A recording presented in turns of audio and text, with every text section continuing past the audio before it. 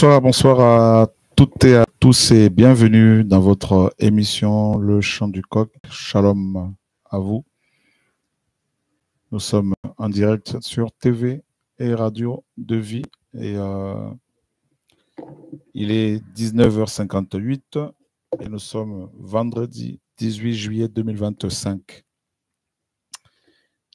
Père, nous bénissons ton nom.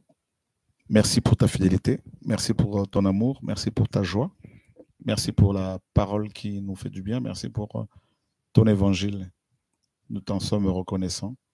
Nous voulons te rendre toutes les actions de grâce et nous voulons bénir ton Saint-Nom pour ta fidélité au nom de Yeshua, notre Éloi, notre Sauveur, notre Maître.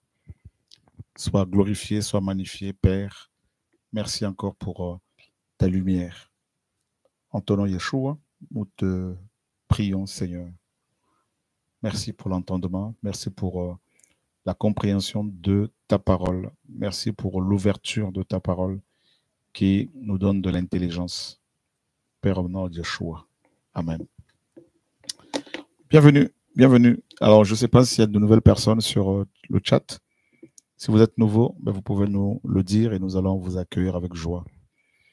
Nous allons aborder un sujet très important. On en a parlé à plusieurs reprises, notamment cette semaine. Et là, on va de nouveau en parler ce soir. Il y a tellement de choses à dire sur ce sujet qu'est la Bible.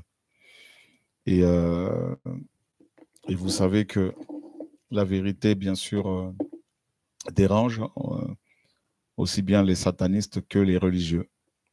Et aussi, bien sûr, et ceux qui ne sont pas forcément du Seigneur, qui ne sont ni satanistes ni religieux, et qui ils refusent juste d'entendre la vérité. Voilà. Donc, et vous avez la possibilité ce soir de pouvoir poser des questions si vous le souhaitez. Et voilà, que le Seigneur soit béni. Shalom à vous et bienvenue à vous toutes, à vous tous, vous qui nous suivez depuis les nations, les îles, l'Amérique et l'Australie, les pays du Maghreb, les pays arabes, depuis la Kabylie. Voilà.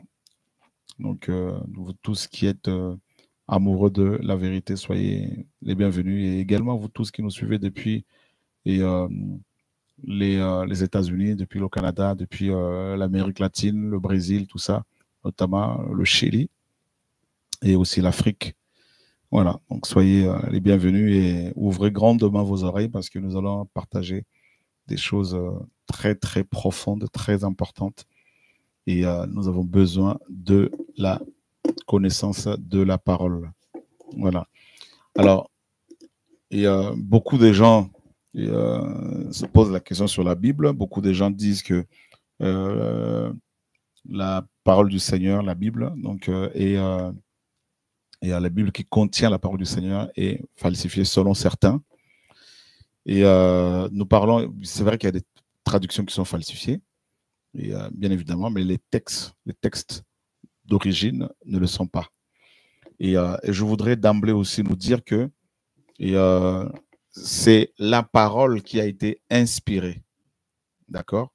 La parole, toute écriture est inspirée d'Élohim et non pas les hommes. Voilà. Donc, les hommes qui l'ont écrite de la part du Seigneur étaient remplis du Saint-Esprit. D'accord? Mais c'est la parole qui est inspirée. Donc, il faut bien souligner ça. Parce que l'inspiration est, n'est-ce pas, parfaite comme la révélation qui est la parole. Donc, il faut souligner ça, c'est très important. D'accord? Donc, c'est vraiment important de... Vous voyez, c'est des choses qui paraissent anodines, tout ça, mais pourtant, elles sont essentielles, elles sont capitales. Donc, la révélation égale la parole, les lettres sacrées. D'accord? Et en lisant les lettres sacrées, on va pas avoir des révélations. Ça, c'est aussi un point qu'il faut souligner, frères et sœurs. Donc, vous pouvez noter toutes ces choses-là parce que c'est quand même important d'avoir ces bases-là. D'accord? Et donc, je vous dis bien ceci. C'est pas moi qui l'ai dit. Hein. C'est la parole. Donc, la révélation égale les lettres sacrées. D'accord? qui se trouvent dans la Bible. Voilà, donc voilà. Et donc, en lisant les lettres sacrées, donc la Bible, on ne va pas avoir des révélations. On va plutôt avoir des illuminations. D'accord? Donc, il y a la révélation égale qui représente les lettres sacrées. Il y a l'inspiration. Ça, c'est le moyen utilisé par le Seigneur pour communiquer la révélation ou les révélations. Et il y a l'illumination. Donc, la révélation et l'inspiration sont parfaites. L'illumination, par contre, peut ne pas être parfaite. Ça peut venir de la chair, ça peut venir aussi des démons, tout comme du Seigneur. Voilà. Donc, c'est très important, frères et sœurs, de connaître toutes ces nuances-là, toutes ces nuances, parce que c'est très important. Donc, les hommes qui ont écrit la Bible n'ont pas été inspirés. C'est la parole qui est inspirée. D'accord? Ils ont été remplis du Saint-Esprit, poussés par le Saint-Esprit. Alors, on va d'emblée, parce que c'est l'école ce soir, hein, donc on veut vraiment avoir des temps de formation comme ça. Et tout de suite, on va aller voir, consulter les lettres sacrées. Alors, nous sommes dans Éphésiens chapitre 3. Là, on va d'abord voir la révélation. Et Vladimir, tu peux nous faire, ou David qui est là, si c'est possible de nous faire la lecture. Éphésiens chapitre 3, donc c'est là. Hein. C'est pour cela que moi, Paulos, le prisonnier de Machia, Yehoshua, en faveur de vous, les nations, si toutefois vous avez appris quelle est l'administration de la grâce d'Élohim qui m'a été donnée pour vous. Parce que c'est par révélation qu'il m'a fait connaître ce mystère, ainsi que je l'ai écrit ci-dessus en peu de mots. Voilà, donc on voit bien que Paul a écrit quoi? Il a écrit la révélation. La révélation, c'est Apocalypse qui a donné le titre du dernier livre de la Bible, Apocalypse. D'accord? Qui n'a rien à voir avec les catastrophes. Donc, Apocalypse veut dire révélation. D'accord? Donc, ici, nous avons la première chose, c'est la révélation qui représente les lettres sacrées. Ensuite, nous avons dans donc 1 Timothée chapitre 3 et 2 Timothée chapitre 3 verset 16. 2 Timothée 3, 16. Donc 2 Timothée 3,16, toute écriture est inspirée d'Élohim et utile pour la doctrine, pour la conviction, pour la correction, pour l'éducation, dans la justice, afin que l'humain d'Élohim soit complet, accompli pour toute bonne œuvre. Toute écriture est inspirée d'Élohim. Ça, c'est la deuxième chose. Donc, l'inspiration. D'accord? Donc, la révélation et l'inspiration sont parfaites. Et ce ne sont pas les hommes qui étaient inspirés. C'était la parole qui était inspirée. Donc, toute écriture est inspirée d'Élohim. Donc, il y a une différence entre l'écriture et les humains. D'accord? Voilà. L'écriture, ça, c'est la révélation qui a été inspirée aux hommes. L'inspiration, c'est le moyen. La révélation, c'est l'écriture. D'accord? Voilà. Et la troisième et la dernière chose, c'est un rappel, hein, on en a déjà souvent parlé. La troisième et la dernière chose, c'est toujours dans Éphésiens chapitre 1, cette fois-ci au verset 18. Et on peut commencer à partir du verset 16. Je ne cesse de rendre grâce en votre faveur en faisant mention de vous dans mes prières, afin que l'Élohim de notre Seigneur Yehoshua Mashiach, le Père de gloire, vous donne un esprit de sagesse et de révélation dans sa connaissance précise et correcte, les yeux de votre compréhension étant illuminés par sa connaissance, de telle sorte que vous sachiez quelle est l'espérance de sa vocation et quelle est la richesse de la gloire de son héritage dans les saints. Ok, donc vous voyez, donc là nous avons illuminé, donc l'illumination, en grec photizo, qui veut dire rendre évident. Donc l'illumination rend évidente la révélation, qui est la parole. D'accord? Donc quand on lit la Bible, on n'a pas de révélation. On a des illuminations. On peut avoir des illuminations. Mais ce ne sont pas des révélations parce que révélation égale les lettres sacrées. D'accord? Donc, nous avons quelqu'un qui dit « je n'ai pas bien compris ». Donc, c'est simple, je me répète. Vous avez trois choses à savoir, plusieurs choses, notamment trois, par rapport à l'enseignement de ce soir, concernant la Bible. La première chose, c'est la révélation. D'accord? La révélation vient du grec apocalypsis. Apocalypsis qui veut dire, qui a été traduit en français par apocalypse. Apocalypsis veut dire révélation. La parole du Seigneur est la révélation. Et cette parole se trouve dans la Bible. D'accord? Donc, les livres de Genèse à Apocalypse sont la révélation du Seigneur pour les humains. D'accord? C'est la révélation du Seigneur. C'est déjà une révélation. D'accord? Et elle est complète. Elle est complète. Ça, vous devez le savoir. Donc, il n'y a pas quelqu'un d'autre qui doit compléter la révélation. Ni un prophète, ni un apôtre, ni un pasteur. La révélation, elle est déjà complète. Jude dit dans Jude 1, la foi, donc ici c'est l'évangile, a été donnée, c'est le verbe donner, une fois pour toutes aux saints. Voilà. Ça, c'est la révélation. De Genèse à Apocalypse, ces livres-là s'appellent la révélation. C'est la révélation du Seigneur pour les humains.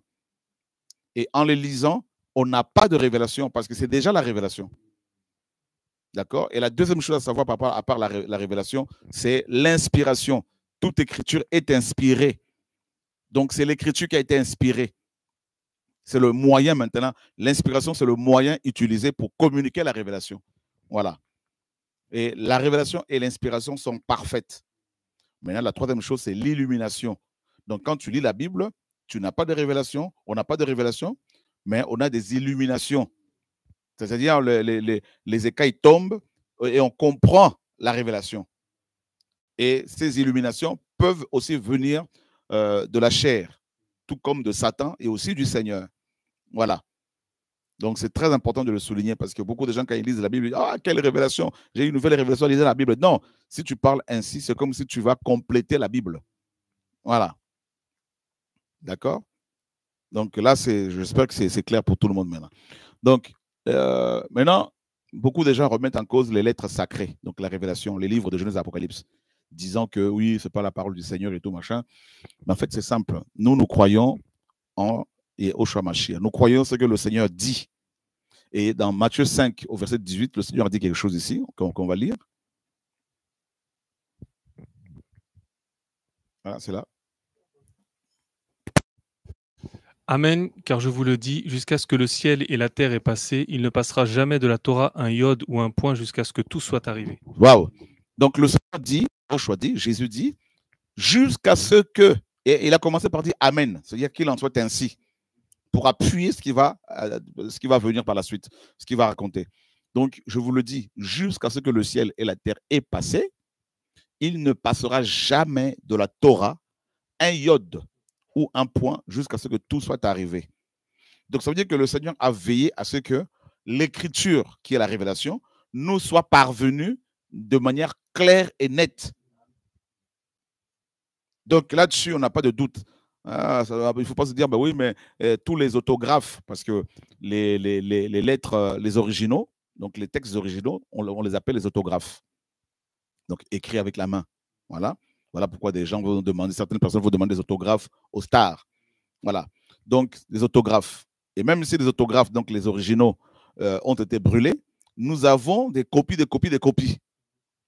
Donc, le Seigneur a veillé à ce que pas une seule lettre de la Torah ne soit ôtée. Et il précise, donc jusqu'à ce que tout soit arrivé, pas un iode ne disparaîtra. Alors, on va aller voir tous ensemble un iode. On va voir iode. Voilà iode. Vous voyez? Voilà iode. C'est la plus petite lettre de l'alphabet hébraïque. C'est la plus petite. Pourtant, c'est la plus puissante. Donc, la puissance du Seigneur se cache dans la faiblesse, dans la petitesse. Voilà pourquoi il utilise les faibles, les petits. Ça, c'est juste une parenthèse. Alléluia.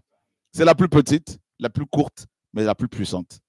Et le Seigneur dit, même si Yod, cette lettre que vous voyez, est la plus petite de 22 lettres de l'alphabet hébraïque, ce n'est pas parce qu'elle est petite qu'elle va disparaître. C'est-à-dire, tout doit d'abord arriver. Alors moi, je crois que Yehoshua, Jésus, Jesus Christ, Yeshua Mashiach, je crois qu'il est tout puissant, je crois qu'il est capable de veiller à ce que sa parole nous arrive parfaitement. Et je vais encore prendre un autre passage. Cette fois-ci, on va prendre dans Jérémie, chapitre 1er, que beaucoup connaissent. Jérémie, chapitre 1er. Et nous lisons au verset 12. Yahweh me dit, tu as bien vu, car je veille sur ma parole pour l'exécuter. Donc, je veille sur ma parole pour l'exécuter. Yahweh, effectivement, a veillé sur sa parole. Donc, si vous rencontrez des gens qui décrivent, qui décrivent la Bible, qui combattent la Bible en disant que, ben oui, ce n'est pas un livre inspiré, il y a tout ça, et qu'il y a des choses qui ont été perdues, ben, il faut leur dire, il faut leur donner, par exemple, ces deux passages-là. Et voilà. Il y en a, bien sûr, s'ils sont incrédules, ils ne vont pas forcément vous croire. Mais en tout cas, nous qui sommes croyants, nous savons que Yehoshua, donc c'est notre Seigneur et Sauveur Jésus, ne ment pas. D'accord? Donc, il veille sur sa parole pour l'accomplir. Et puis, il a dit qu'un seul iota, pas un iota, ne disparaîtra de sa parole. Donc, c'est un iode. Voilà. Et maintenant, donc là, on est toujours à l'introduction de la semaine ce soir. Donc, vous avez vu que donc, le Seigneur a veillé sur sa parole pour qu'elle ne soit parvenue. Voilà. Et même si les humains ont tout fait pour pouvoir l'attaquer, la faire disparaître, donc cette parole, mais le Seigneur a veillé à ce qu'elle nous soit parvenue. Alors, frères, sœurs, nous avons, grâce au Seigneur, nous avons eu à cœur, donc le Seigneur nous a demandé, bien sûr, de faire la traduction de la Bible, comme vous le savez. Eh bien, cette traduction a fait couler beaucoup d'encre. Beaucoup, beaucoup, beaucoup d'encre. Hein. Donc, elle est traitée de Bible d'Antichrist, elle est traitée de Bible tendancieuse, de toutes sortes. En fait, on lui attribue toutes sortes d'épithètes, tout ça, et ainsi que nous tous. Et c'est normal en même temps. Pourquoi? Parce que ça dérange.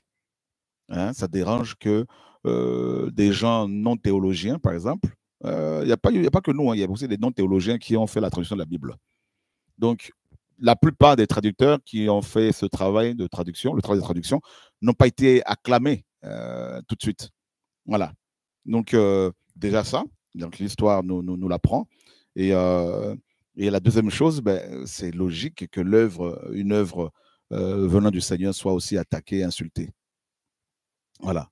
Et donc, voilà. Donc, c'est tout à fait logique. Ce n'est pas quelque chose qui doit nous étonner. Et puis, autre chose, mais bien évidemment, la traduction qui est faite aussi, ça dérange complètement. Parce que là où on nous a appris que la femme était la côte de l'homme, nous, on arrive, on restaure l'hébreu qui doit être, qui en français donne côté. Donc, bien évidemment, donc cette erreur qui date de plus de 2000 ans, comme le disait David, hein, donc, tu vois, il faut restaurer ça. Logiquement, les pasteurs religieux traditionnels et docteurs en théologie on ne voient pas forcément de bon oeil ce changement, parce qu'il faut qu'ils se repentent aussi devant leurs frères et sœurs. Voilà. Et puis, il y en a, ils ne veulent pas forcément être exclus de leur synagogue, parce qu'ils sont dans des fédérations, ils sont payés pour certains, ils ont des salaires, et puis ils pensent à leur retraite, voyez, et puis leur maison, leur voiture qu'ils ont pris à crédit. Donc, vous voyez, c'est des salariés, donc du coup, il ne faut pas trop les bousculer, les pauvres, voyez. Sinon, il faut perdre leur emploi. Donc, et c'est très difficile. Voilà. Donc, et plein d'autres informations, hein, plein d'autres choses, et tout ça. Mais les chrétiens, vous savez, les frères et sœurs, le peuple, le peuple a soif.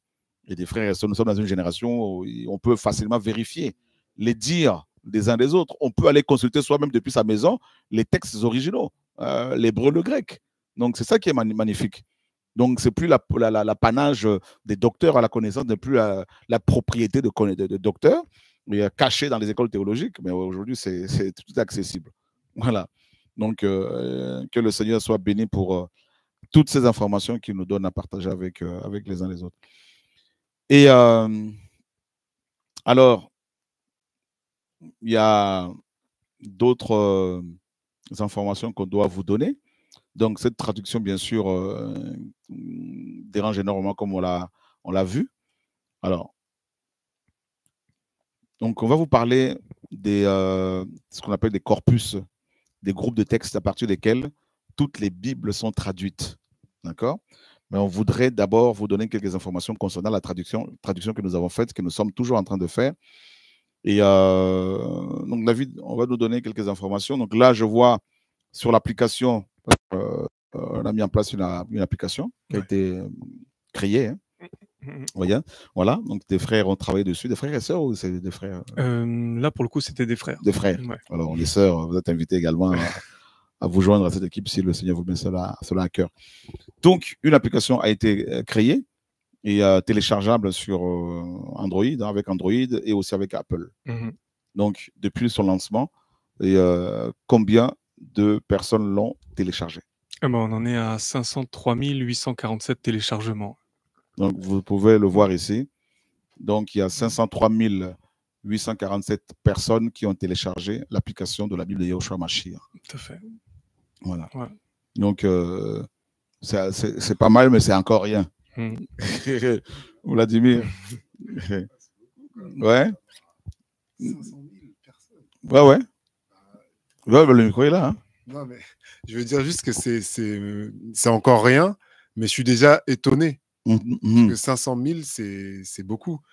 Et si on voit Android, je crois que c'est combien? Les deux en même temps.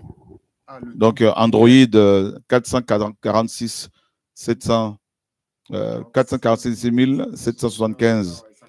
Et puis, avec Apple, c'est 57 072 personnes. Ouais. Voilà. Donc, le tout, ça fait 503 847. Voilà. Donc, un demi-million. Et on va continuer à bosser. Alors, on va, avec les 10 000 exemplaires que nous allons commander sous peu, ouais. David, on aura en tout imprimé combien de Bibles? On sera à 66 765 Bibles. Papier. Ouais. Voilà. Ouais. Donc, gloire au Seigneur. Et puis, en argent, on a donc du coup dépensé 488 000 € pour l'impression des Bibles. Pour l'impression des Bibles. Ouais. Et avec les 10 000... avec inclus. Ouais. Donc, en tout, on aura dépensé, frères et sœurs, voilà, pour votre information, 488 000 € pour produire les 66 765 Bibles. Et voilà. Donc, ce sont des informations que beaucoup, malheureusement, n'ont pas. Et donc, les 10 000 exemplaires, version économique, qui seront commandés, nous serons livrés avant fin novembre. Voilà. Voilà. Donc, voilà quelques informations importantes qu'on voulait vous partager, vous transmettre, vous donner, pour que vous ayez un peu une idée du travail qui se fait depuis des années et qui continue à se faire, hein, bien sûr. Voilà. Donc, c'est magnifique ce que le Seigneur fait, que son nom soit béni. Voilà. Et donc, alors, on va, par rapport à la traduction de la Bible, on a on a deux groupes de manuscrits à partir desquels toutes les Bibles que vous connaissez sont traduites. D'accord? Voilà. Donc, il y a deux corpus, donc deux groupes de livres, de manuscrits. Et ça, c'est des choses, on en parle depuis des années, mais vous pouvez avoir ces informations-là facilement sur Internet, hein, ce n'est pas un problème.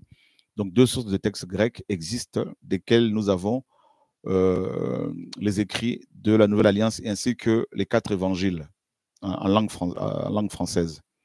La première source est le texte reçu d'Erasme de Rotterdam. Voilà. Alors, on va aller chercher et cet homme, donc je vais vous le montrer tout à l'heure.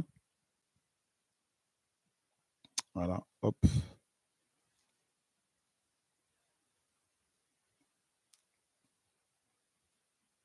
Voilà, donc le premier groupe, vous notez hein, pour ceux qui notent, hein, parce que c'est des informations quand même importantes.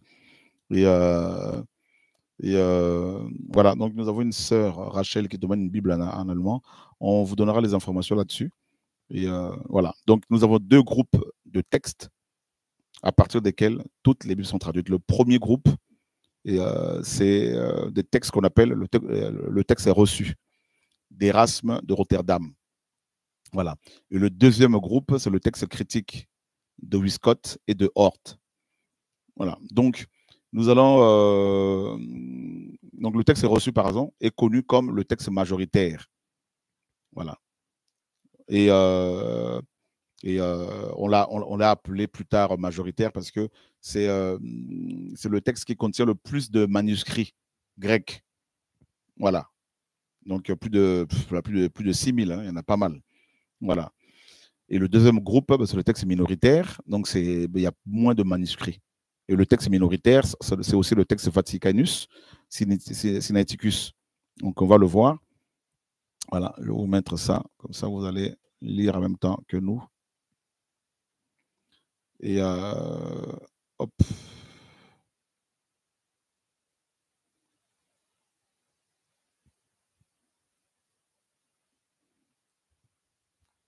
Voilà.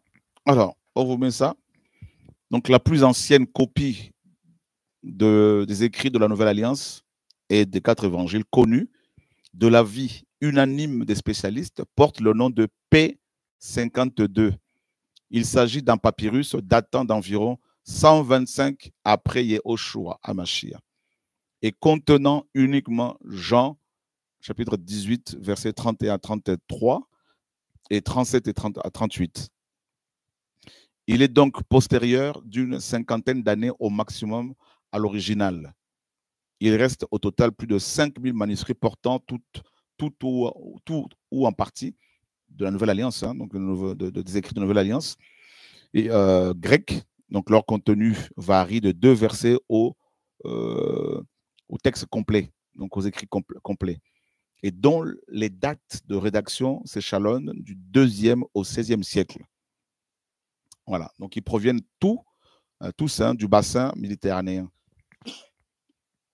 Alors, nous avons ici les textes majoritaires et ce qu'on appelle les textes reçus. Alors, ça, c'est des informations quand même importantes parce que en tant que chrétien, chrétienne, amoureuse de la parole, ce sont des informations qu'il faut avoir. Voilà. Nous devons connaître notre histoire, connaître aussi l'histoire de notre livre, parce que nous sommes le peuple du livre. Voilà. D'accord? Et voilà. Donc, parmi les textes grecs des écrits des évangiles et de la Nouvelle Alliance, 80%, 85% environ appartiennent à un grand ensemble appelé texte majoritaire ou byzantin et sont datés à partir du 5e siècle. Au 15e siècle, de nombreux manuscrits grecs anciens appartenant à des églises du Proche-Orient ont été introduits en Europe où ils ont été étudiés. C'était l'époque de la Renaissance et du retour aux sources. On assistait à un regain d'intérêt pour le grec ancien. La première édition du texte grec, donc des écrits de la Nouvelle Alliance et des 4 évangiles, sous forme imprimée, a été celle d'Erasme, donc de Rotterdam, hein, en 1516 à Bâle, édition bilingue grecque-latine. Voilà. Donc c'est ce tome-là, Erasme, on va le voir, qui va rassembler ce texte grec, hein, bien sûr. Donc c'est lui.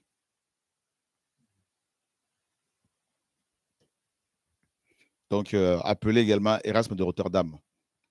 Voilà. Donc c'est lui qui va, pour la première fois, rassembler les textes grecs appelés textes reçus. D'accord? Textes à partir desquels, donc grecs, hein, des Bibles telles que la Martin, l'Osterwald, Bible de l'épée, Bible de Jean Calvin, donc épée, plus tard King James et la nôtre, la Bible de Yehoshua Mashiach, sont traduites. Voilà. Donc, c'est des textes. Vous voyez la différence, on va vous montrer quelques différences qu'il y a entre texte reçu et texte minoritaire. Par exemple, on va prendre par exemple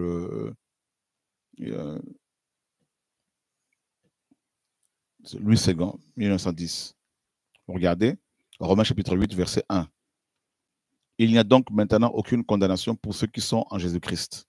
Ça s'arrête là. Pourtant, si on prend les textes Bible à partir des textes traduits à partir des textes majoritaires, parce que Louis II est une Bible traduite à partir des textes minoritaires. Donc, texte Vaticanus, Sinaiticus. Donc, c'est le Vatican qui a préparé tout ça, voilà, qui a rassemblé tous ces textes-là. Maintenant, on va prendre une Bible traduite à partir de textes majoritaires, textes reçus, et plus tard majoritaires. Et donc, c'est la Martin de 1744. Il n'y a donc maintenant aucune condamnation pour ceux qui sont en Jésus-Christ, lesquels ne marchent point selon la chair, mais selon l'esprit. Donc, vous voyez, par exemple, les textes minoritaires, vous n'avez pas tout ça.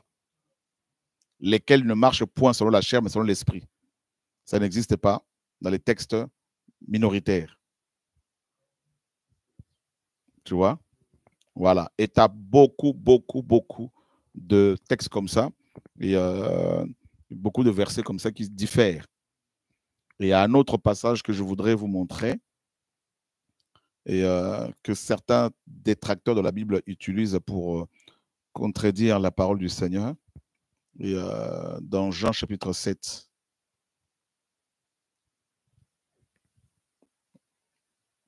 Et Jean chapitre 7, verset 8. Vous voyez, suivez très bien l'enseignement, s'il vous plaît, parce que ça, c'est des trésors, des pépites que le Seigneur nous donne à partager. Jean 7, 8. Alors, regardez. Et toutes ces Bibles-là que vous voyez, la plupart là, sont traduites à partir des textes minoritaires. Donc, on va toujours s'arrêter. On va utiliser seulement une à chaque fois. Faites deux. Donc, on prend Louis II. Donc, regardez bien. Et le Seigneur dit, donc selon cette parole, montez, vous, faites. Pour moi, je ne monte point, parce que mon temps n'est pas encore accompli. Et plus tard, le Seigneur va monter à cette fête. Donc, alors les détracteurs disent, voyez, le Seigneur, selon eux, il se contredit, tout ça là. En fait, quand on prend maintenant une Bible traduite à partir de textes reçus, majoritaires, regardez, montez vous autres à cette fête. Pour moi, je ne monte point encore. Voyez? Donc, voyez la différence? Je ne monte point encore. Voilà. Et si on prend une autre Bible traduite à partir de textes reçus, comme la Martin, comme la nôtre, c'est la traduction de Lemestre de Sassy, de 1759. Voyez? Regardez. Allez vous autres à cette fête. Pour moi, je n'y monte pas encore. Je ne vais pas encore. Donc, il y a toujours encore. Si on prend l'Osterwald de 1881, vous voyez, je n'y monte pas encore. Donc, il y a aussi encore. Voilà. Donc, vous voyez, les autres là, il n'y a pas. Par exemple, là, vous montez à cette fête. Pour moi, je ne monte pas cette fête. Vous voyez? Donc, et là, on va chercher, et là où ils ont mis encore, par exemple, la Colombe de 78, ils ont mis « Je ne monte pas encore ». Je crois qu'ils ont traduit ça à partir des textes majoritaires aussi, hein, à moins que je me trompe. Mais en tout cas, il n'y a pas, il y a encore ici. Et la King James, bien sûr, donc je ne monte pas encore. Vous voyez? Et second 21, qui est traduit à partir du texte reçu. Hein. Je ne sais pas si vous le saviez, David. Second 21, ouais. Elle est traduite à partir du texte majoritaire, donc reçu. Et là, bah, ils ont mis encore. Je ne monte pas encore. Donc, vous voyez?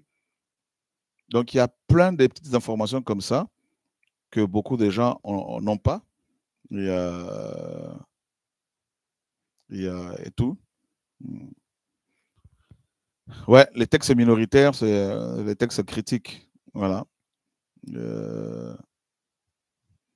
Et pour comparer, là, si vous tapez sur comparer les Bibles, tout ça, là, vous tapez sur Google, ce n'est pas notre site à nous, hein, vous tapez comparaison Bible et vous avez plusieurs sites. Voilà. Et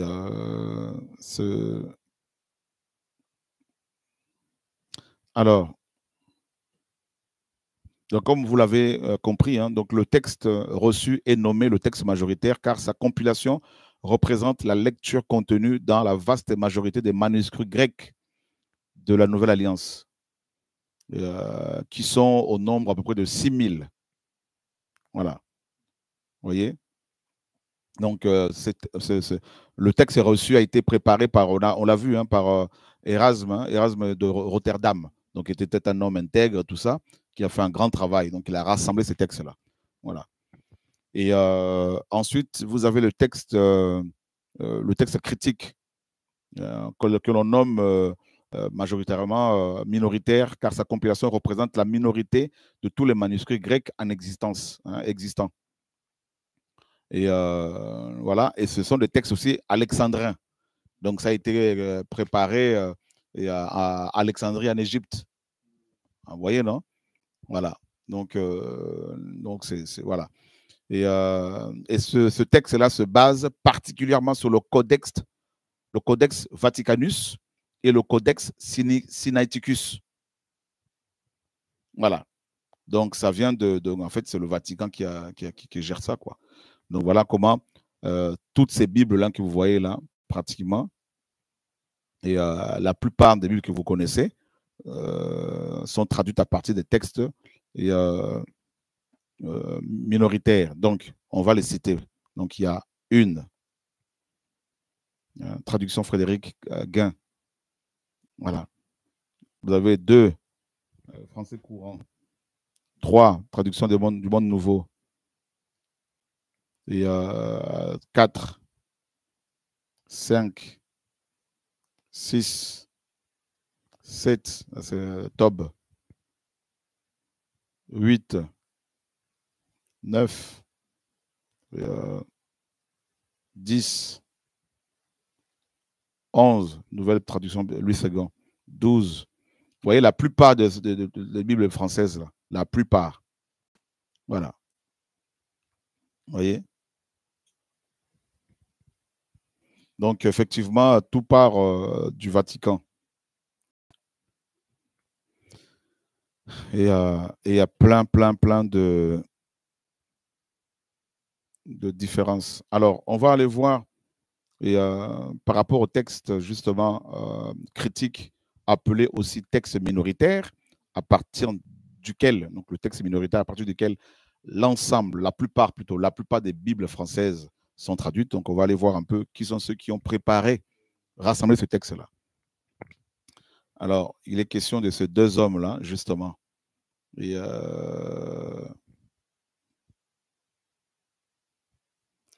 alors, on va...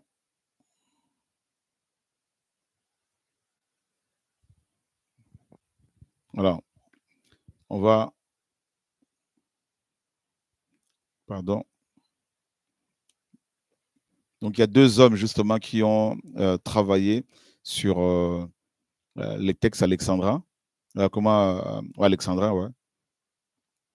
Donc, le texte qui nous vient de l'Égypte. Voilà. Donc, on va vous montrer. Hop. Donc là, ben, on les a ici. Voilà. Donc, nous avons ces 2 hommes-là.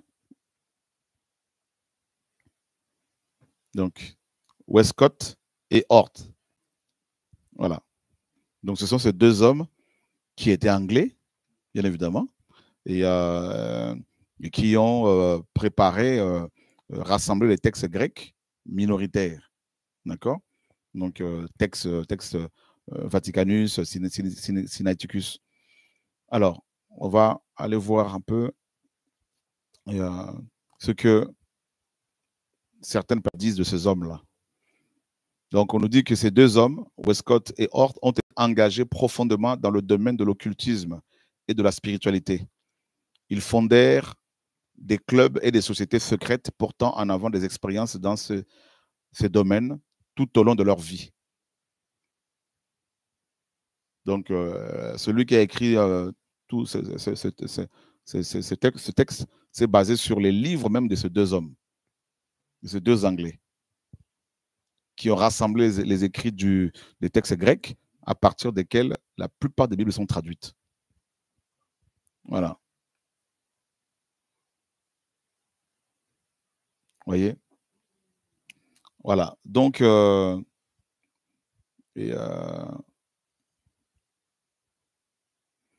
donc on va...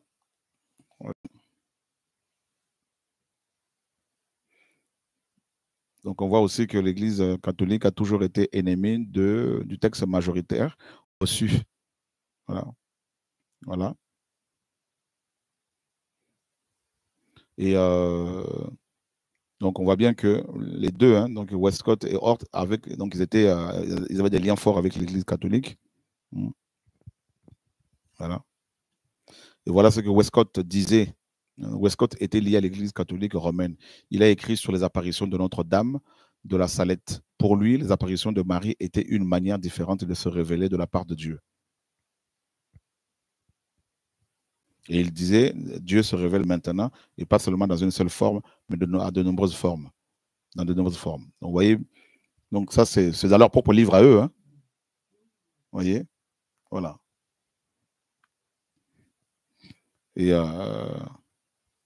Et puis, qu'est-ce qu'il disait? Donc, Westcott soutenait l'évolution, donc la théorie de Darwin.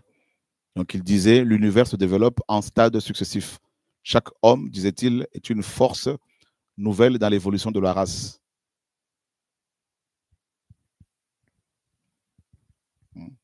Et Westcott donnait à l'évangile une interprétation uniquement sociale, en commentant 1 Jean 2,2, où il est écrit « Et au choix et la propitiation pour nos péchés ». Lui, il affirmait que ce verset était étranger au langage de la Nouvelle Alliance. Il trouvait une grande difficulté à accepter la notion de sacrifice et d'expiation par Christ. Tu vois? C'est terrible, hein?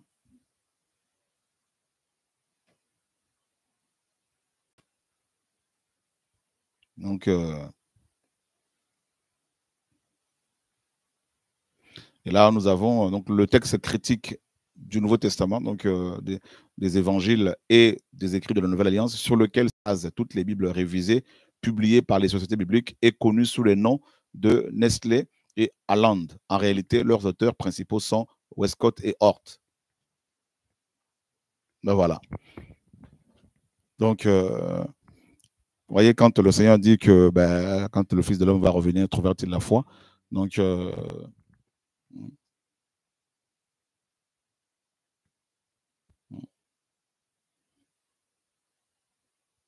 vous voyez, donc vous pouvez vous-même faire des recherches sur ces deux hommes. Et toi, c'est des informations qu'on n'a pas toujours. Et c'est pour cela que l'histoire, le fait d'étudier l'histoire est capital et important. Et pour notre croissance spirituelle, ce ne sont pas des choses que moi j'invente, ce sont des choses que vous pouvez, des livres, hein, si vous faites des recherches, vous trouvez dans les bibliothèques, tout ça, dans toutes ces informations. Donc, ce ne sont pas des choses inventées par moi. Donc, il ne faut surtout pas m'attaquer, m'en vouloir. Ce sont des informations qui sont là. Voilà. Tu vois? Donc, c'est terrible. Oui. C'est terrible. Donc, et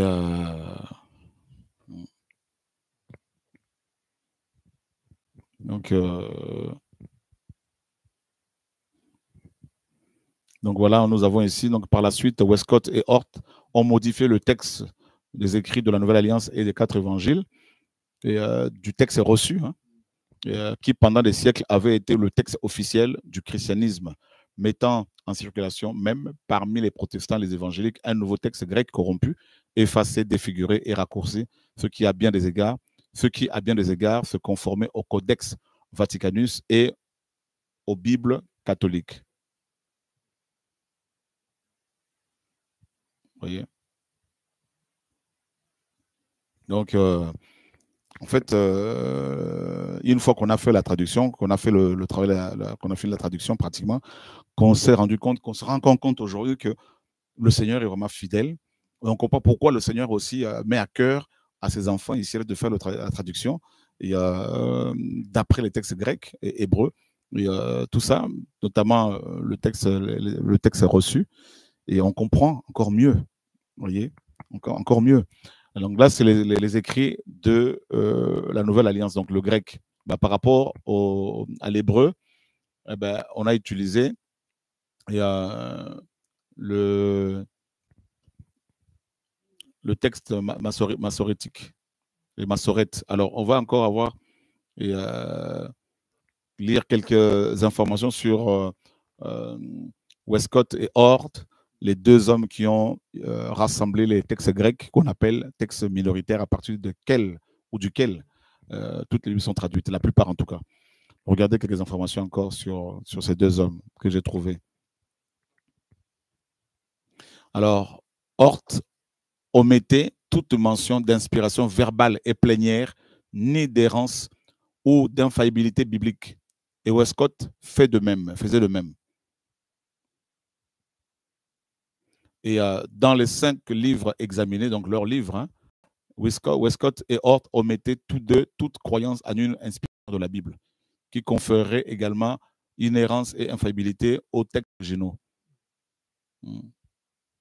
Leur vision hérétique et insatisfaisante de la Bible. Souvent, les omissions sont une indication plus importante des hérésies d'un homme que ses déclarations en langage clair. Par exemple, Hort, commentant 1 Pierre 1, qui déclare « étant régénéré non par une semence corruptible, mais par une semence incorruptible, par la parole de Dieu vivante et permanente. » Lui déclarait, c'est-à-dire le mot traduit par parole de Dieu, la déclaration entière de Dieu de lui-même. Voilà. Donc, il disait que cette parole n'étant qu'une parole que dans un sens secondaire. Donc, tu vois, donc il a, voilà, donc parce qu'il ne croyait pas que la parole soit infaillible, la parole du Seigneur. Voilà.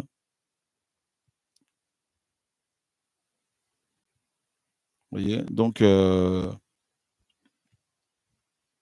et Westcott disait également, donc il qualifiait le Caïn historique de simple exemple typique, plutôt que de personnages historiques.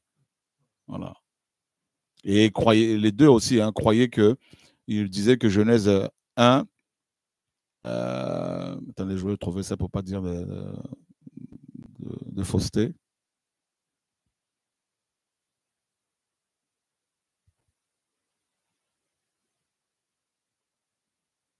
Voilà. Donc, il disait quand même beaucoup de choses. Il ne croyait pas justement au chapitre 1 de Genèse. Hein. Vous voyez, les jours de création, tout ça là. Donc, pour eux, tout ça, c'était pas vraiment, c'est pas historique.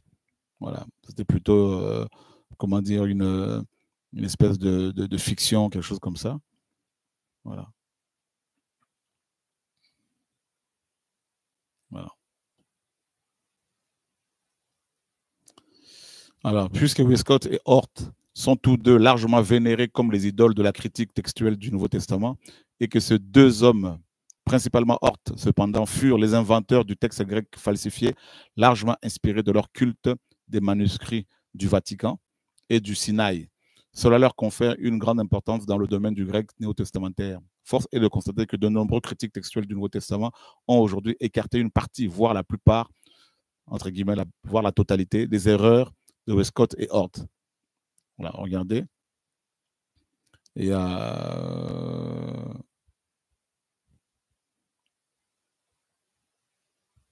donc, qu'est-ce qu'il disait? Voilà, donc le point de vue de Westcott. Westcott niait l'historicité des chapitres 1 à 3 de la Genèse. Donc, il a écrit à l'archevêque de Canterbury le 4 mars 1890. Personne aujourd'hui, je suppose, ne soutient que les 3 premiers chapitres de la Genèse, par exemple, relatent une histoire littérale. Je n'ai jamais, disait-il, pu comprendre comment quelqu'un, les lisant les yeux ouverts, pouvait penser que c'était le cas. Voyez? Tous les deux rejetaient l'expiation par substitution du Christ aux pécheurs ou expiation par procuration. 2. Nier que la mort du Christ puisse avoir une quelconque valeur expiatoire. Il mettait l'accent sur l'expiation par l'incarnation.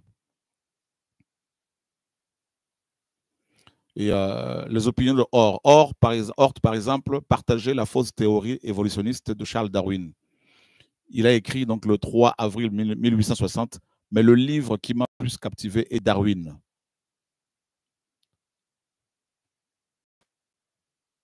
Voyez. Et il disait également, je suis enclin à penser qu'un État tel que Éden, je veux dire la notion populaire, n'a jamais existé. Et que la chute d'Adam ne diffère en rien de la chute de chaque descendant, comme le soutient justement Coleridge. Hort a qualifié d'immorale l'expiation substitutive du Christ. Dans une lettre à Westcott, il a écrit « Je suis entièrement d'accord en corrigeant un mot avec ce que vous dites là sur l'expiation, ayant cru pendant de nombreuses années que l'union absolue du chrétien, ou plutôt de l'homme avec le Christ lui-même, est la vérité spirituelle dont la doctrine populaire de la substitution est une contrefaçon immorale, donc matérielle. » Vous voyez? Et là, donc les livres que l'auteur a utilisés pour parler des hérésies de ces hommes-là sont ces livres-là. Voilà.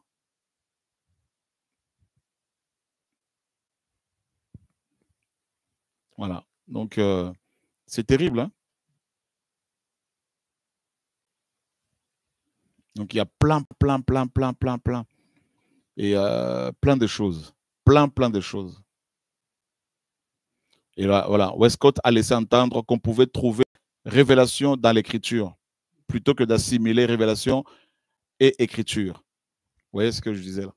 Donc, voilà pourquoi les gens qui lisent la Bible, beaucoup cherchent des révélations, alors que la parole est déjà la révélation. Voilà. Donc, vous voyez, frère, il y a beaucoup de choses que des chrétiens ignorent. Vous voyez, beaucoup de choses que nous ignorons. Voilà. Il y a plein de choses, plein de choses. Plein de choses. Et voilà. Ah, Seigneur. Et voilà, position fausse ou erronée mélangeant Israël avec l'Église. Westcott a appelé à tort l'Israël de l'ancienne alliance la vieille Église. Il a écrit l'Église chrétienne, Jean 1,12, n'était pas comme elle aurait pu l'être, la transfiguration collective de l'ancienne Église, mais étant constituée d'individus. Il a donné l'importance à l'acte de foi personnel qui distingue les prémices du nouvel Israël.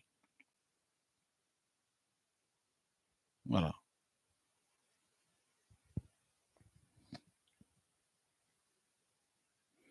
Donc, Hort considérait également à tort l'Église chrétienne comme le véritable Israël. Il écrivait « Il n'est pas moins caractéristique qu'il insiste sur la signification de la conception de l'Église chrétienne comme le vrai Israël, par lequel tous les apôtres étaient unis. » Alors que l'Église n'est pas Israël.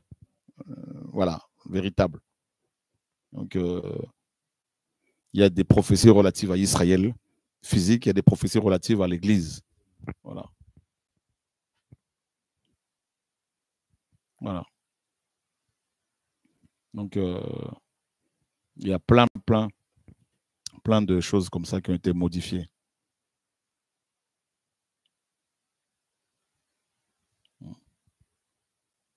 Donc, Westcott croyait que la paternité divine pouvait s'appliquer à l'humanité tout entière en raison de la création à l'image divine. Alors que on devient enfant d'Élohim en l'acceptant, Yehoshua Mashiach, Jésus-Christ. Vous voyez?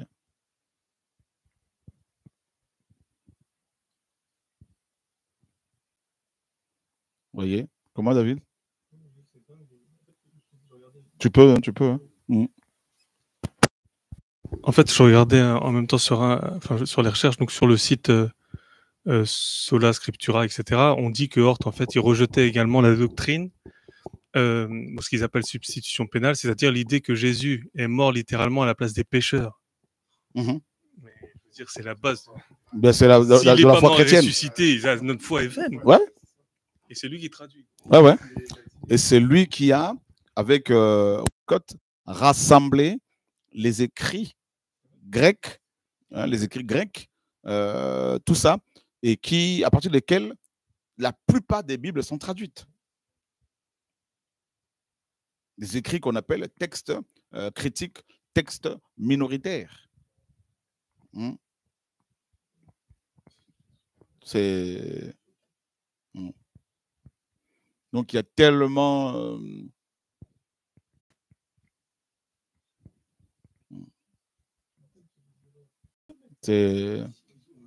Westcott a défendu l'évolution de diverses façons. Donc, l'évolution, donc le darwinisme. Hein, voilà. Westcott avait une théorie hérétique de la péchéité et de la dépravation de l'homme, croyant à la perfectibilité de l'homme de diverses manières. Et Westcott pensait que les chrétiens sont, dans un vrai sens du terme, des Christ. Donc, quand vous avez des pasteurs qui disent que les chrétiens sont des Christ, des petits Christ, en fait, ça vient de là aussi. Voyez? Voyez? Donc, vous voyez, frères et sœurs, combien nous avons besoin d'enseignement dans nos assemblées, combien nous avons besoin, mes amis, d'éviter toute forme de distraction dans les assemblées pour vraiment consulter la parole du Seigneur et l'histoire aussi. L'histoire.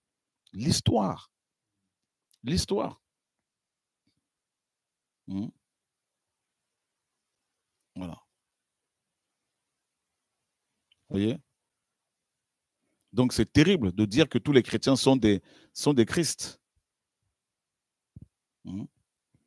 Que l'on se souvienne de cela lorsque Westcott traitera Jésus-Christ. C'est une hérésie. Quelle confusion est créée par cette déclaration de Westcott. Elle avilit le Seigneur Jésus-Christ et sa position exaltée, et elle exalte à tort, tous les pécheurs sauvés par grâce de Dieu à un niveau qui ne mérite même pas, hein, qui ne mérite pas maintenant. Vous voyez?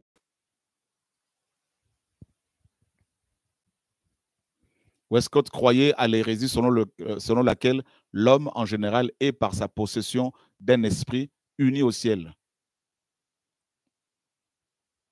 Vous voyez?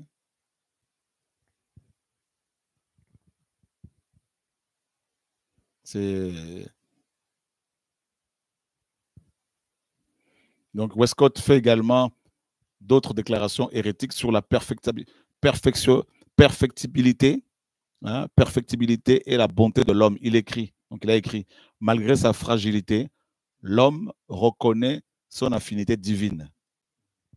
Ça, c'est terrible. C'est terrible. Alors que l'homme est totalement dépravé et n'a aucune affinité divine avant d'être sauvé. Vous voyez? C'est terrible.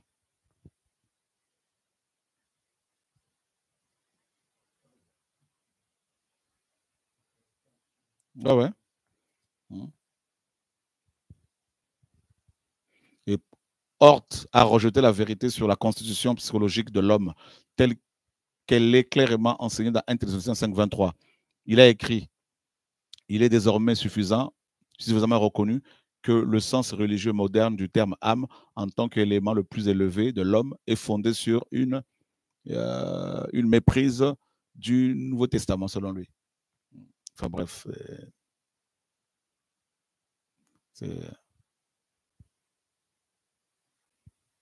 voilà. Donc, c'est plein de choses, hein, plein de choses. Et Westcott n'a pas réussi à affirmer la personnalité du diable, le qualifiant seulement de puissance. Voyez. Et Westcott commentait le diable et le qualifiant de simple pouvoir. Hort a également refusé d'affirmer la personnalité de Satan, le qualifiant simplement de pouvoir. Il a écrit, selon Apocalypse 2.13, hein, le trône de Satan, mais la suprématie visible du pouvoir du mal, inspirant au mal. Donc, du coup, Satan et diable sont plus qu'une simple puissance, comme Westcott et Hort le désignent tous deux de manière hérétique, comme le Seigneur Jésus-Christ dans le contexte de Jean 8, 44, où il dit clairement que vous avez pour père le diable. Vous voyez?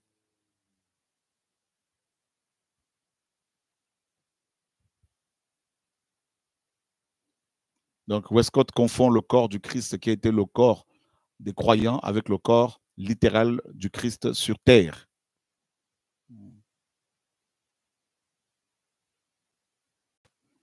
Donc, il croyait aussi, hein, donc Westcott, à l'hérésie selon laquelle l'ordonnance de l'Église du baptême d'eau était la condition de la régénération.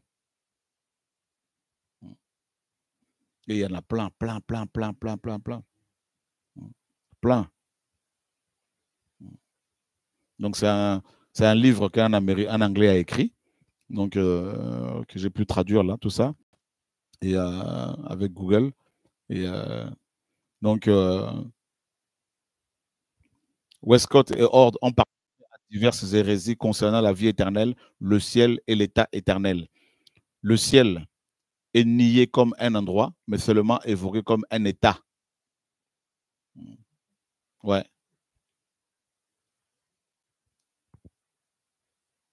Voyez? Comme état. Voyez?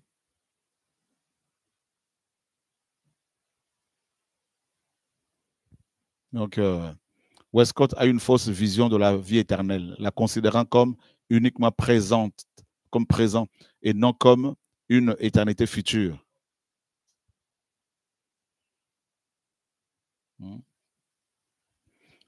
Hort spiritualisé la seconde mort ou l'enfer en une combinaison de déluge et de Sodome.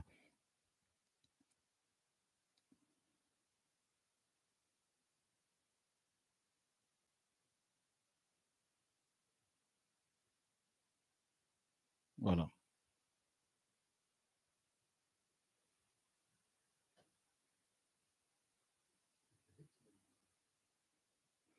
Donc, hein? C'est terrible, hein? Hort niait la seconde venue littérale ou révélation du Seigneur Jésus-Christ. Voyez? Donc, hérésie en sotériologie. Donc, il est question du salut. Voyez? Et waouh! Donc, Westcott est hérétique. Enfin, il y a tellement de choses là, on ne va pas tout lire là aujourd'hui. Ouais.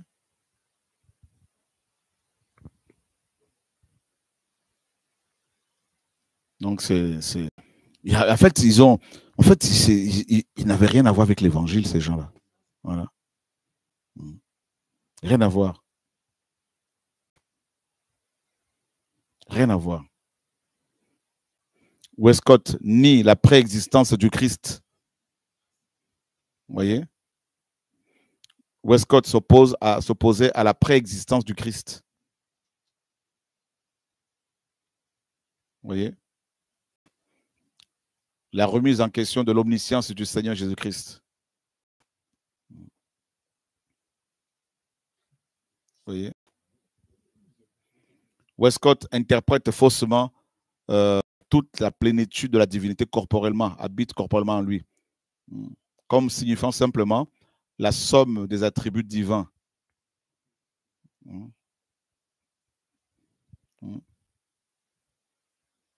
voyez,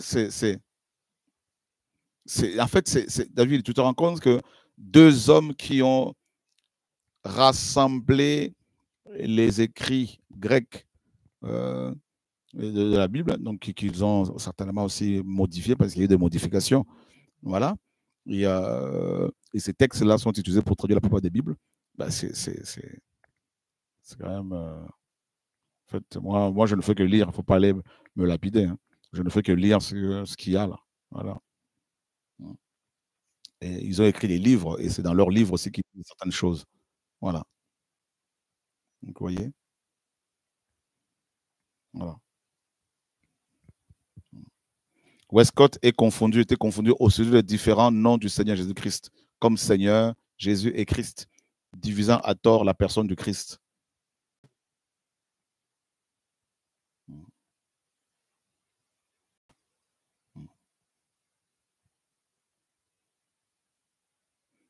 Donc, c'est. En fait, mais ils ne croyaient même pas à la Bible, en fait. Voilà. Voilà. Donc,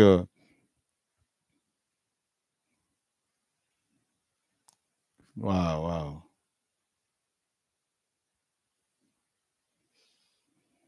En fait, ils croyaient en quoi, dans ce cas-là? Ouais. Il a nié, Hort niait que le Christ était Dieu. Enfin, Dieu, Elohim, donc on a compris. Et Hort a nié que le Seigneur Jésus-Christ ait été présenté comme Alpha et Oméga, donc Seigneur Dieu le Tout-Puissant.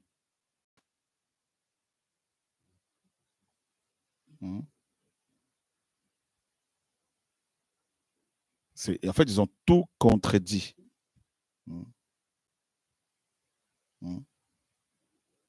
Tout contredit. Moi, j'aimerais bien que, toi, il y a que des frères et sœurs qui pouvaient encore se poser des questions sur certaines traductions, la traduction, qui puissent avoir des informations. Là, avant de condamner, il faut bien faire des recherches. Vous voyez? Vous voyez? Ouais, où c'est? Westcott pensait à tort que la perfection du Christ ne pouvait être atteinte qu'après sa mort et ni donc son absence de péché. Donc, il ne croyait pas que le Seigneur Yahushua est sans péché. Voilà. Vous vous rendez compte? Voilà.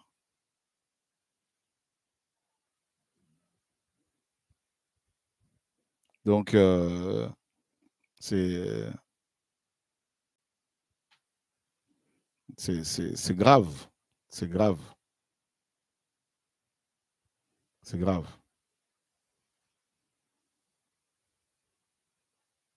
Donc,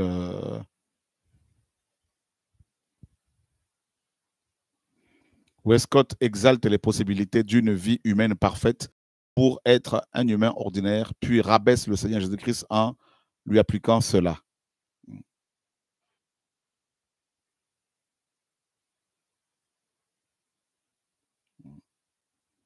Donc, il y a plein.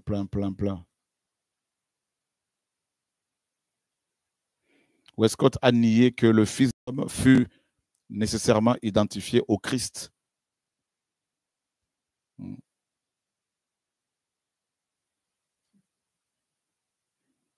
Et il a dit, hein, donc, le titre de Fils de l'homme n'était pas nécessairement identifié avec le Christ.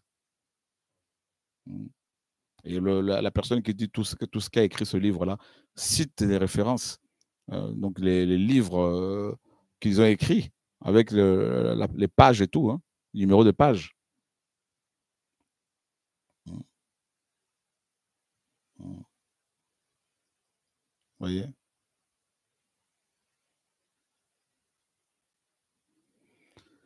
Et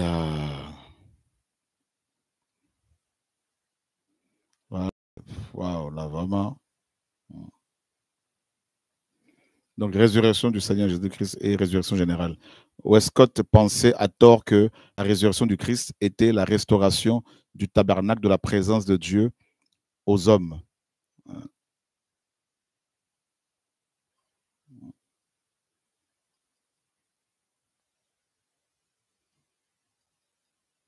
Voilà. Donc,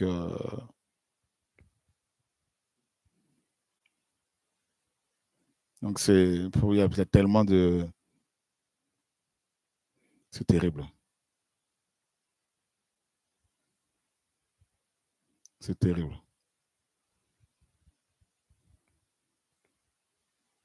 C'est... Waouh.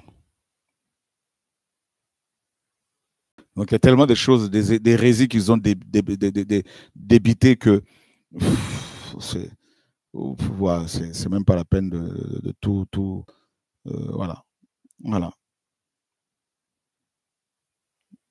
C'est tellement...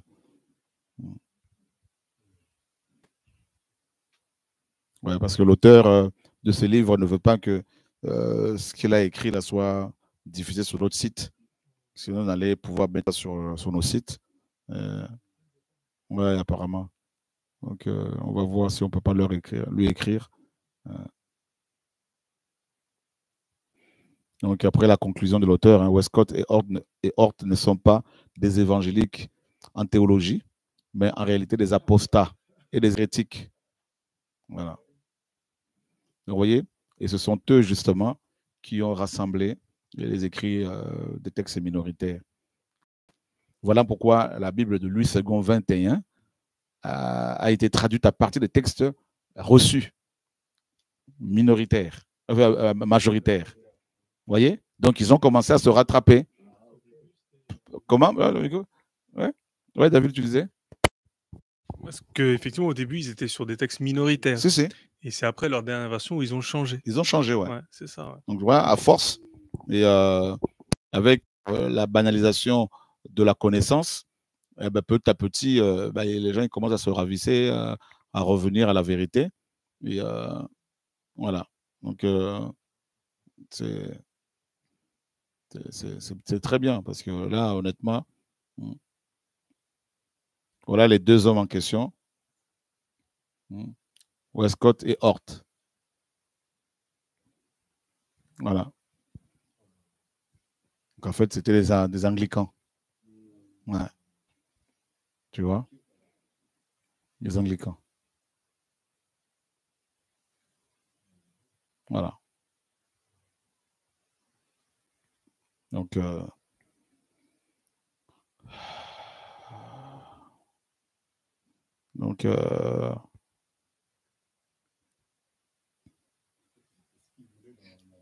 le micro, Vlad. Je disais juste, en fait, ils ont fait ce qu'ils voulaient, quoi. Ouais. Ils ont enlevé ce qu'ils aimaient pas. Ils ont retiré, ils ont retranché. Ils ont détruit la parole qu'on devait recevoir, en tout cas la véritable parole qu'on devait recevoir. Ils ont tout modifié et ça a donné des mauvais enseignements. C'est pour cela que, regardez bien, de toute façon, la plupart des théologiens, en fait, les théologiens, parmi les théologiens, beaucoup sont juste des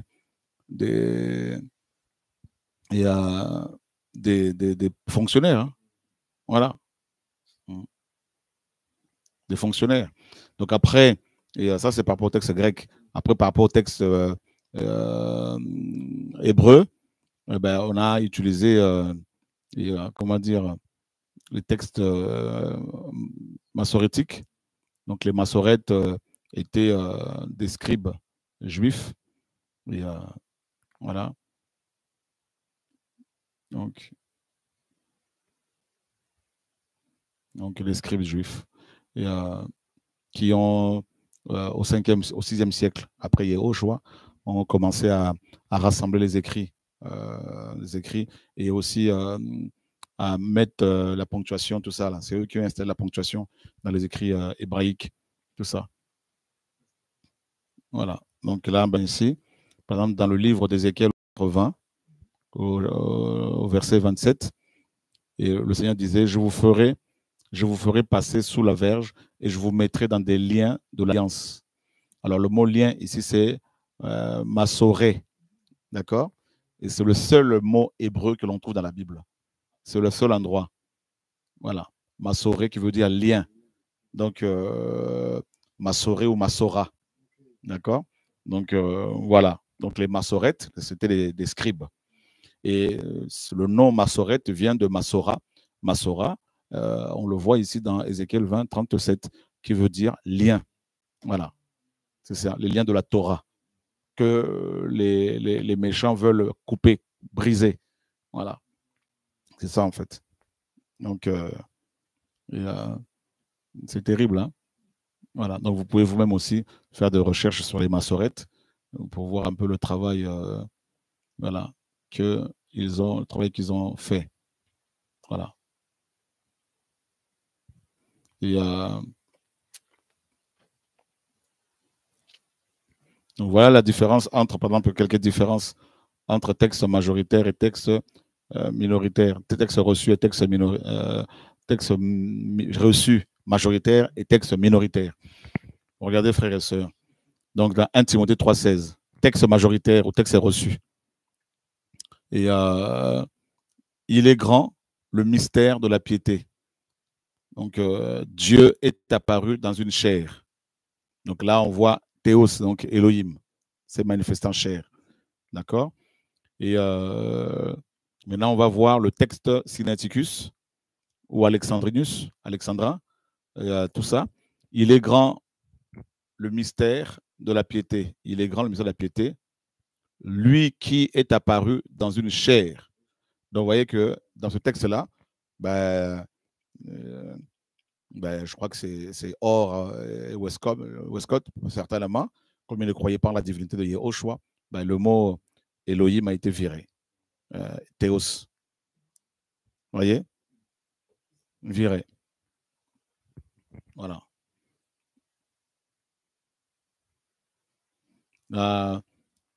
Apocalypse 22, 14.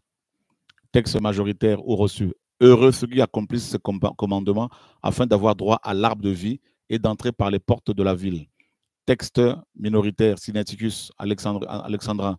Heureux ceux qui lavent leur robe afin d'avoir droit à l'arbre de vie et d'entrer par les portes de la ville. Vous voyez? Donc ici, le mot accomplir les commandements n'existe pas, il n'y a pas. Vous voyez? Donc, voilà. Voilà. Dans le cadre du travail sur la seconde 21, la Société biblique de Genève est même allée plus loin dans cette démarche. Elle a estimé que la transparence était de rigueur pour que chacun puisse se forger sa propre opinion sur une base solide. Ainsi, elle a choisi de mettre à disposition de toute personne désireuse de creuser la Bible des informations habituellement accessibles uniquement aux spécialistes ou étudiants en langue ancienne. Vous voyez? Donc, et ça, c'est bien, tu vois. Il faut mettre à la disposition des frères et sœurs toutes ces informations-là. Voilà. Toutes ces informations. Vous voyez? Voilà. Donc, c'est terrible. Voilà. Et donc, vous voyez le travail qui est fait. Et vous voyez ce que je disais par rapport à une autre. Je vous avais montré cette différence entre les deux textes. Texte majoritaire ou reçu, plus ce texte Vaticanus. Donc, vous montez à cette fête. Moi, je ne monte pas encore. Et plus tard, le Seigneur est monté. Voilà. Texte minoritaire, Sinaiticus. Vous montez à cette fête. Moi, je ne monte pas à cette fête parce que mon heure n'est pas encore, mon temps n'est pas encore accompli. Alors lui-même, il monta, non ouvertement en secret. Donc, ça fait une contradiction. Voilà. Donc, voilà, ici, la leçon du texte Sinaiticus peut donner l'impression que Jésus-Christ est menteur, puisqu'il affirme ne pas monter à la fête avant de s'y rendre tout de même. Vous voyez? Voilà. Donc, texte majoritaire. Joseph est la mère de Jésus. Donc, était émerveillé de ce qui était dit à son sujet. Texte Sinaiticus et Vaticanus. Son père et sa mère étaient émerveillés de ce qui était dit à son sujet.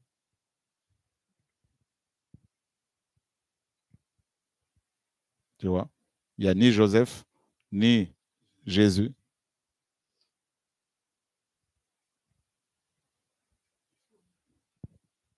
Vous voyez? Donc, le texte byzantin a plus de chances d'être fiable. Oui. Voilà. Donc,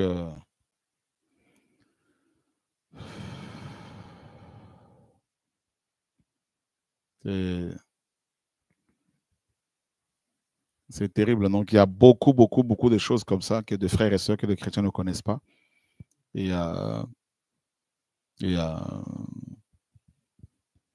quand on voit des gens décrier tout un travail qui est fait, et, ils vont ah mais non c'est pas bien machin tout ça, il a fait sa Bible. En fait tu te dis mais en fait c'est le manque de connaissances hein, n'est pas une bonne chose. Il faut faire des recherches. Nous avons aujourd'hui des possibilités, nous avons des moyens, n'est-ce pas, technologiquement parlant, d'accéder à toute forme de connaissances historiques notamment et bibliques. Voilà, biblique avec un tout petit peu d'honnêteté, un tout petit peu d'organisation. Et si on s'accorde du temps, bien sûr, on peut avoir ces informations-là plus facilement. Voilà. Vous voyez? Donc, mais, grâce au Seigneur quand même, le Seigneur a veillé, grâce au Seigneur, nous pouvons accéder à toutes ces vérités. Il a veillé à ce que quand même des vérités nous soient, comment dire, transmises. Et c'est-à-dire même ceux qui vont lire Louis II, par exemple, dedans, ils vont trouver quand même Jean 3,16. Car Elohim a tant aimé le monde qu'il a donné son Fils unique. Vous voyez? Même dans certains textes qu'ils ont voulu falsifier, qu'ils ont falsifiés, ben, dedans, on peut trouver des choses quand même qui nous permettent d'avoir une certaine connaissance. Donc, il n'y a pas de problème à cela. Alors, quelles sont les Bibles que nous vous recommandons? On finit ici. Et alors, bien évidemment, en tant que chrétien, nous vous recommandons de faire vous-même des recherches. Et puis, il y a quand même des Bibles qui ont été, qui sont traduites à partir des textes reçus. Et donc je vais vous montrer quelques-unes. Donc, vous avez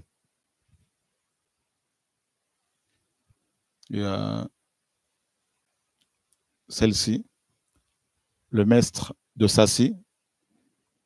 Vous pouvez faire, c'est des vieilles Bibles, hein, c'est une vieille Bible. Voilà. Traduite à partir des textes reçus. Vous avez la Martin, donc les messes de Sassy de 1701, Martin de 1744, Osterwald de 1811, et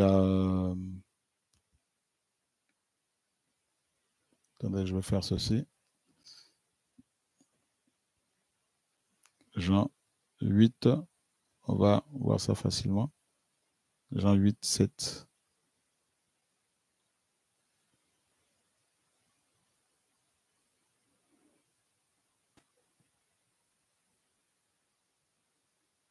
Et non, Jean 7, 8.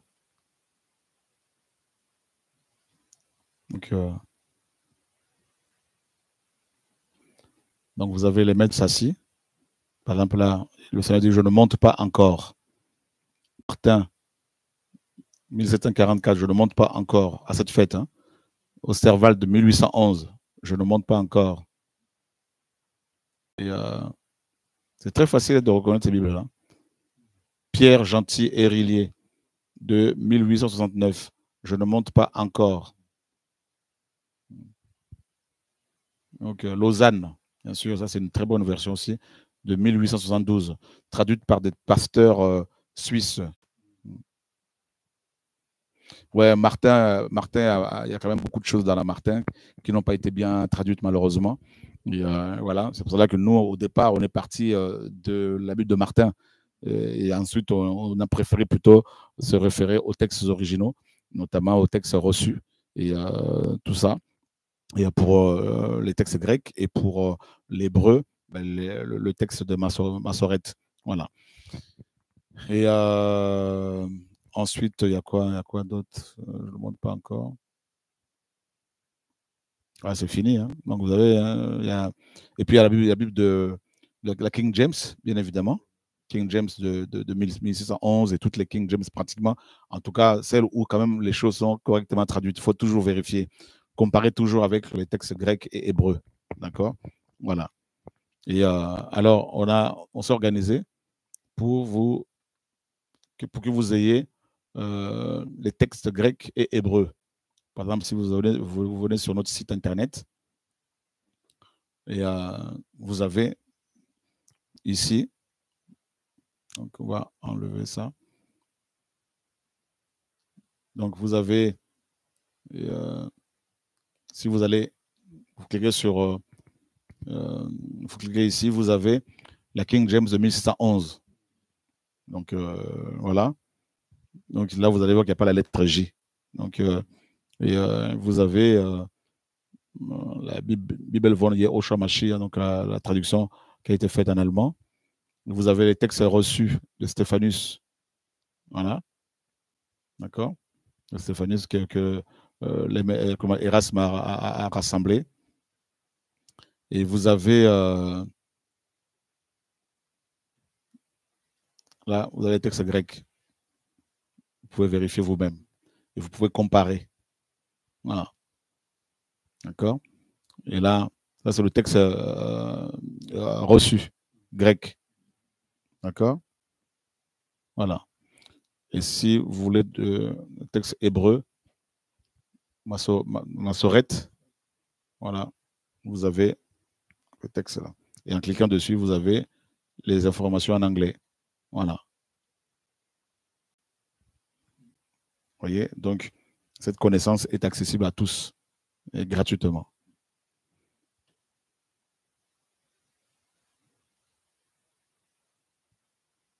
Et vous pouvez comparer. Vous ouvrez ici une autre page. Et vous comparez. Hop. Comme vous le savez. Donc, vous ne pouvez pas dire que vous n'avez pas eu accès à toutes ces choses-là. Voilà. Voilà. Donc ça, c'est du travail pro, hein, tout ça, vous voyez, c'est des frères et sœurs qui travaillent d'arrache-pied depuis des années pour que vous ayez ce travail de qualité et gratuitement, frères et sœurs. Voilà. Donc, merci Seigneur pour ton œuvre. Voilà, un dernier mot, vous qui êtes là. Vous avez quelque chose à dire? On se rend compte effectivement que sans aller dans les profondeurs, on est vraiment égaré. Hein. Et on comprend même quand la Bible dit que quand ça là où arrive, on devrait la cheville, il faut que ça remonte parce que tant qu'on n'est pas englouti à l'intérieur, on est tout de suite égaré. Et quand on voit tout ce qui a été dit là, et le travail qui a été fait, on ne peut que bénir le Seigneur pour ça. Parce que ça nous sort de l'ignorance, ça nous pousse encore à creuser et à creuser, à ne pas se limiter seulement à la surface, mais aller dans les profondeurs.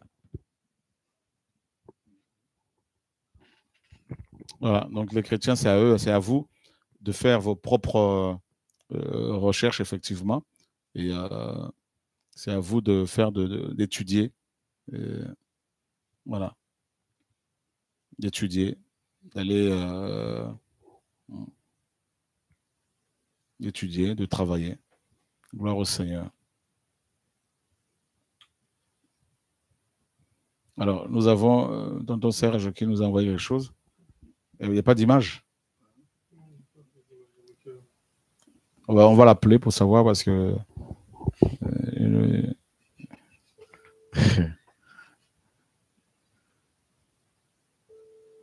gloire au Seigneur. Ouais, tonton Serge, bonsoir. Bonsoir, Nous sommes en direct. Qu'est-ce que tu racontes? Qu'est-ce que tu dis? Oui, au fait, il y a un frère qui vient tout juste de m'envoyer un message. C'est le message que j'ai transféré là-bas. Il dit qu'il était à l'hôpital. Normalement, on devait l'opérer. Il s'est avéré que l'opération, ils ont dit on peut plus, c'est plus nécessaire. Et il parlait avec le chirurgien là-bas. Et dans leur causerie, c'est sorti, le monsieur lui demande s'ils ont besoin des appareils. Que lui, là, 8 appareils et de dialyse à donner dans l'hôpital. Donc, il a automatiquement pensé à nous. Donc, il me laisse le message. Donc, il attend l'appel. Donc, c'est pourquoi je viens de lancer. Il vient toujours de me laisser le message. Ben, donne son numéro, on l'appelle. D'accord, il envoie son numéro tout de suite. Ok. Oui, machine de dialyse, ben, bien évidemment qu'on va aller les récupérer. Voilà les œuvres du Père.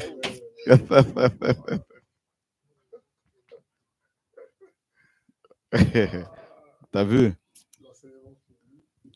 L'enseignement fini et puis le Seigneur, en fait, on est débordé d'étonnement. Voilà. Donc, un frère qui devait se faire opérer et qui n'a pas été opéré, parce que le Seigneur a opéré sa vie, et puis qui discute avec le chirurgien dit ma soeur Hélène, elle est complètement en joie là-bas, là, comme tout le monde. Et le chirurgien qui lui dit ben, j'ai 8 machines de dialyse, je vous les offre. Voilà. T'as appelé là? Tonton Serge, le numéro s'il te plaît. On use de patience et par rapport au retour du Seigneur, on ne va pas encore, par rapport à toi, on ne va pas. Envoie-nous le numéro tout de suite. Tout de suite, on l'appelle en direct. Il envoie une capture d'écran. Là, c'est tonton Serge.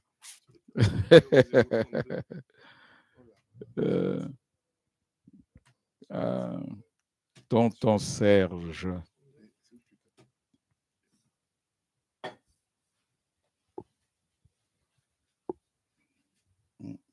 Gloire au Seigneur.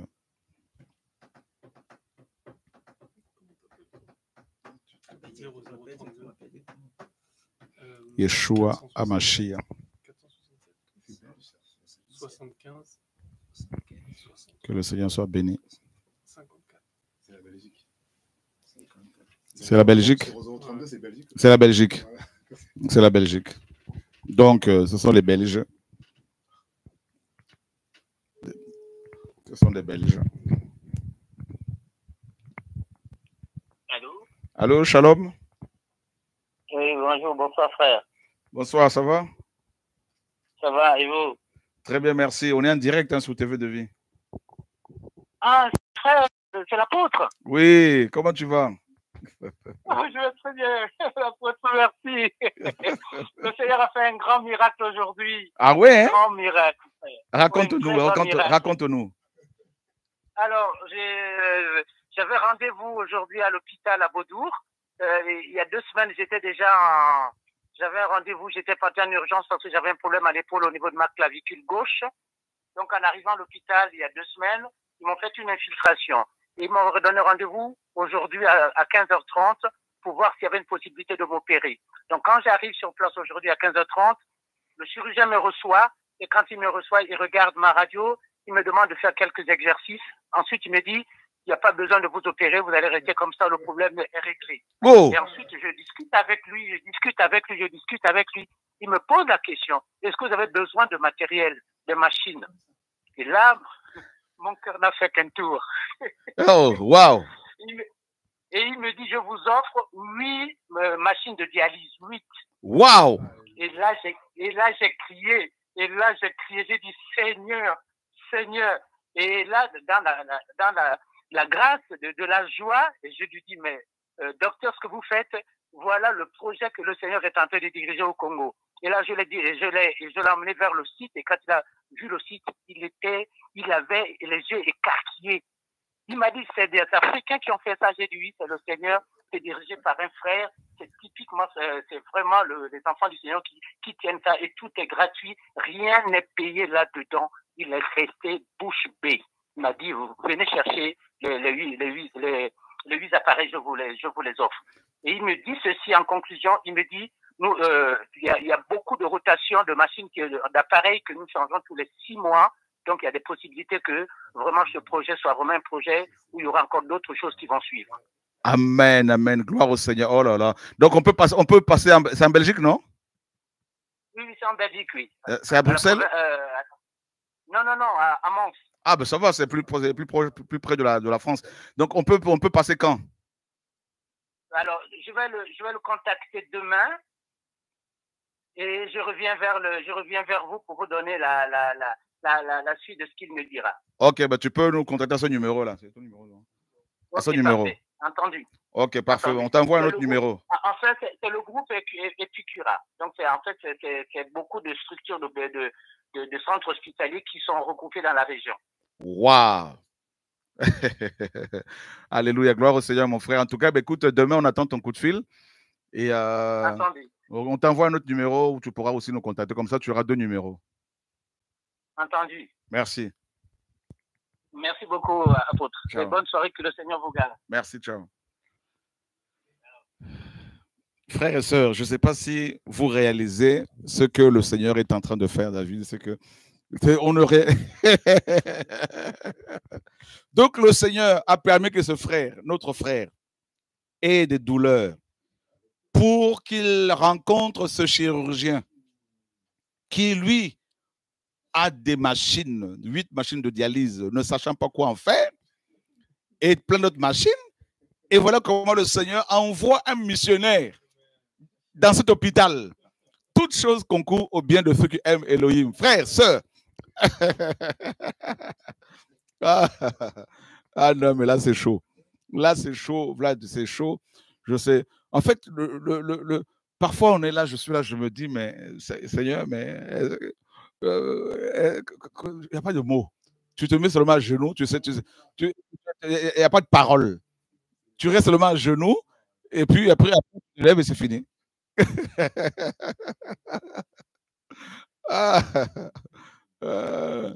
Ça, c'est le doigt. Ça, c'est le doigt, comme vous l'avez compris. Alléluia, mon ami Géry. Ça, c'est le doigt d'Elohim. C'est le doigt d'Elohim. On m'a envoyé, il y a des messages, il faut aller chercher des choses ici, à la gauche, à droite. Vlad, on prend le micro.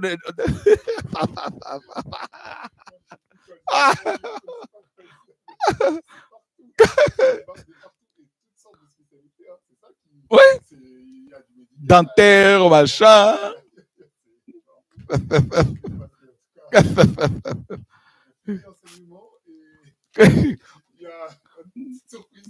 Ben, complètement. Là, tu prends le numéro du frère. Hein. S'il te plaît, tu lui envoies un message là pour te présenter toi comme quoi tu étais infirmier. Voilà. Oh, ben là, non, ça va rentrer. Ils ont bien rangé hein, l'équipe médicale à Pithiviers. Donc il y a de la place. Même dans nos maisons, là, ça va rentrer. Et demain, le frère appelle le chirurgien. Il nous dit quand est-ce qu'on va passer. Ben, on prend le véhicule et on va le chercher. Voilà.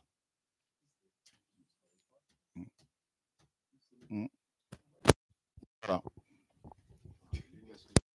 C'est la folie, hein, David. Ouais, il faut vraiment obéir au Seigneur, mes amis. Hein.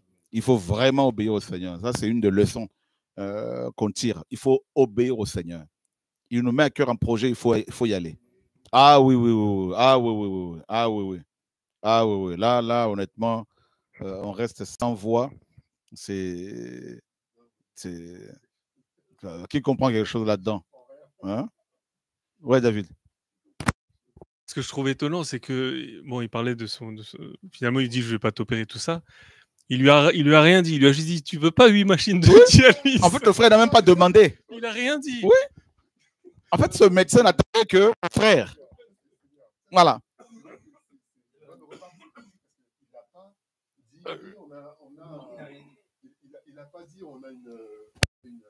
Il n'a pas dit on a une association, oui. Voilà, je vous présente quelque chose. Parfois, nous, on est là, on fait, c'est vrai, c'est bien, on fait des livrets, on fait des trucs. Et il s'est présenté. Et puis, le médecin, automatiquement, il lui dit, est-ce que vous auriez besoin de c'est terrible. C'est terrible. Moi, Non, je suis... La main du Père. Non, non, non. La main du Père. La main du Père. Ça, qu'est-ce qu'on peut dire? Et vous savez, ces machines de dialyse qu'on a offertes à une structure quelque part en Afrique ont commencé déjà à être utilisées. Oui, oui, il y a déjà des dialysés. Oui, oui, ça fonctionne.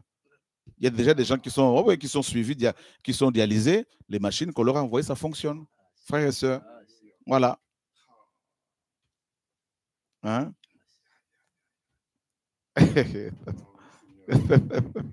Ah non, on ne se bat pas pour le ministère, on ne se bat pas pour les postes, on ne se bat pas pour les... C'est-à-dire le Seigneur lui-même là, touche les cœurs, saisit les vies des médecins, tout ça là, des hôpitaux, des pharmacies, des dentistes, de tous les... C'est le débarquement des choses là, mes amis, là, c'est... Voilà. Vous voyez? C'est... Comme je n'ai pas opéré. Uh-huh. Bon, je ne peux pas rentrer comme ça. Uh-huh. Prends quand même les machines, ramène-les. En fait, il est allé en mission, quoi. À l'hôpital. Mission à l'hôpital. Voilà. C'est pas possible. Voilà. Ça, c'est pas possible. Ah! Mais non, mais c'est très beau. Voilà. Mes amis, que le Seigneur soit bien. En tout cas, vous-même, vous êtes témoins de toutes ces choses. Et donc, demain, il y a la jeunesse, hein, à 11h. Oui. Jeunesse à 11h. Tonton Laurent, toi, tu es là demain matin? Je dois être là demain matin. Pour ouvrir la salle? Je dois être là demain matin. Parce qu'il y a beaucoup de jeunes qui vont arriver. Effectivement. Il y a toutes sortes de jeunes qui vont arriver. Donc, et puis dimanche, dans la salle Dounia, réunion de réveil à partir de 11h aussi. Bien sûr. Ah ben, jusqu'à ce que le Seigneur nous arrête. Alléluia. Ben, que le Seigneur soit béni. Amen. Alléluia. Gloire au Seigneur, mes amis. Bonne continuation, bon courage et puis bonne soirée. Shalom.